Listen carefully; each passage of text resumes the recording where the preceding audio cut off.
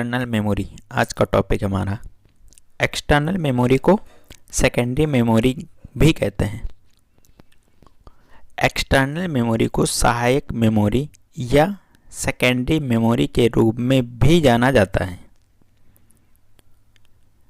इसकी आवश्यकता है क्योंकि मेन मेमोरी अस्थायी, महंगी और बड़ी मात्रा में डेटा स्टोर करने के लिए अपर्याप्त हैं।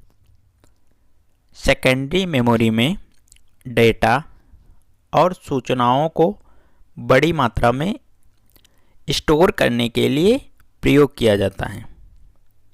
यह कंप्यूटर सिस्टम के बाहर स्थित होती है। इसे स्थायी मेमोरी, परमानेंट मेमोरी भी कहा जाता है। सेकेंडरी मेमोरी को अपनी आवश्यकता के अनुसार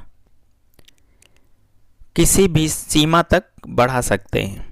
इसकी कैपेसिटी बढ़ा सकते हैं। सहायक मेमोरी के रूप में आजकल हार्ड डिस्क, फ्लॉपी डिस्क और कॉम्पैक्ट डिस्क, जिसको सीडी बोलते हैं, का प्रचलन है।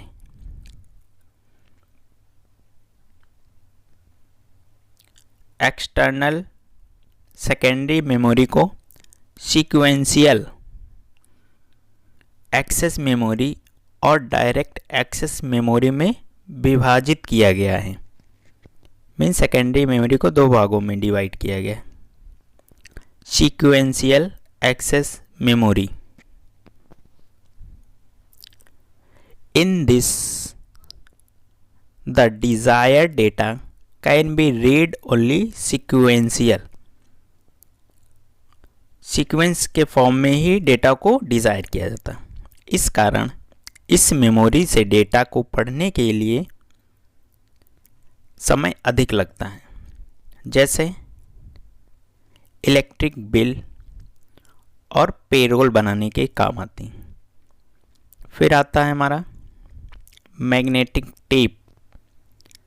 यह सीक्वेंशियल मेमोरी, इसमें प्लास्टिक रिबन पर मैग्नेटिक टेप की परत लगी रहती है, जिसे इलेक्ट्रो हेड से प्रभावित कर डेटा स्टोर किया जाता है। फिर आता है direct access memory. Direct access memory computer system एक विशेषता है जो हार्डवेयर सब सिस्टम को मेन सिस्टम मेमोरी को स्वतंत्र रूप से एक्सेस करने की अनुमति सीपीयू को देता है।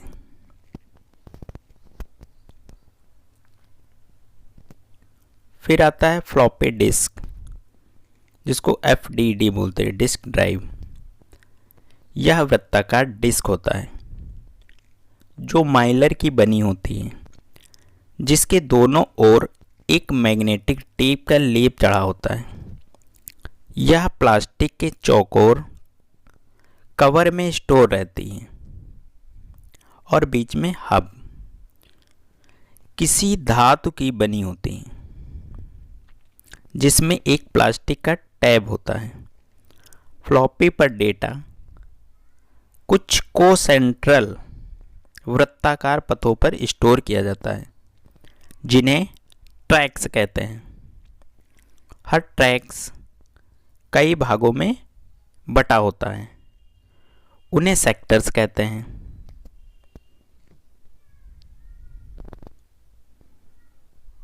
ट्रैक्स को कई भागों में बांट देते हैं तो सेक्टर बन जाते हैं। डिस्क को ट्रैक्स और सेक्टर में विभाजित करने की प्रक्रिया फॉर्मेटिंग कहलाती है।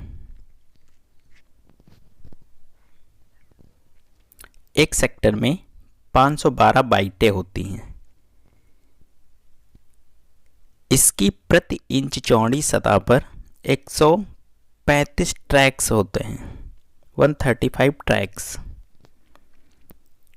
इसके निचले कोने पर एक सुरक्षा छिद्र होता है, मतलब सेफ्टी, जिसे बंद कर देने पर फ्लॉपी में डेटा में परिवर्तन नहीं किया जा सकता है। फ्लॉपी डिस्क पर सूचना लिखने या उससे पढ़ने के लिए एक विशेष उपकरण की आवश्यकता होती है जिसे FDD कहा जाता है या फ्लॉपी डिस्क ड्राइव कहा जाता है।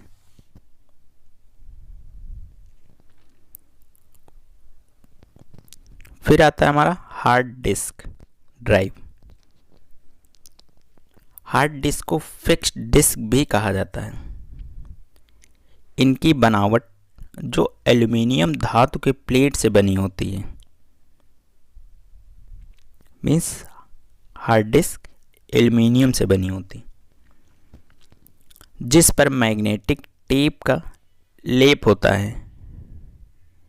इसकी स्टोरेज कैपेसिटी अधिक और गति तीव्र होती है या फास्ट स्पीड होती है इनकी।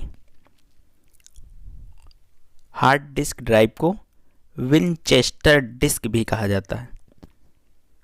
हार्ड डिस्क ड्राइव के स्टोर से बनी होती है जिसे प्लेटर्स के नाम से जाना जाता है। प्रत्येक प्लेटर को प्रत्येक पक्ष के लिए 2 रीड राइट हेड की आवश्यकता होती है। सभी रीड राइट हेड एक ही एक्सेस आर्म से जुड़े होते हैं ताकि वे स्वतंत्र रूप से मूव ना करें। डेटा स्टोर करने के लिए प्रत्येक प्लेटर में समान संख्या में ट्रैक होते हैं। एक ट्रैक स्थान जो सभी प्लेटर्स में कटौती करता है उसे सिलेंडर्स कहा जाता है। इसकी बड़ी स्टोरेज कैपेसिटी है। इसमें 8 TB मीन्स टेराबाइट तक डेटा स्टोर किया जा सकता है। डिस्क बहुत तेज़ गति से घूमती है जो 5400 5400 से 15000 RPM रोटेशन पर मिनट से भिन्न होती है। इसका उपयोग पुनः किया जा सकता है। अब आता है memory stick.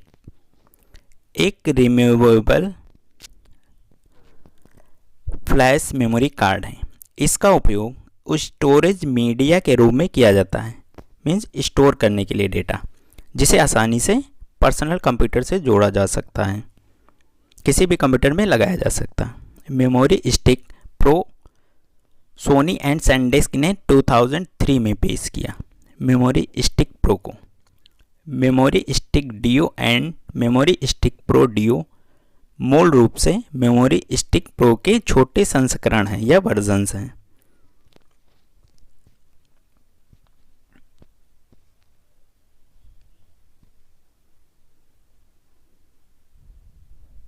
Memory stick deo को इसकी बढ़ी हुई आकार सीमा और धीमे ट्रांसफ़र स्पीड के कारण मेमोरी स्टिक प्रो डियो द्वारा बदल दिया गया था।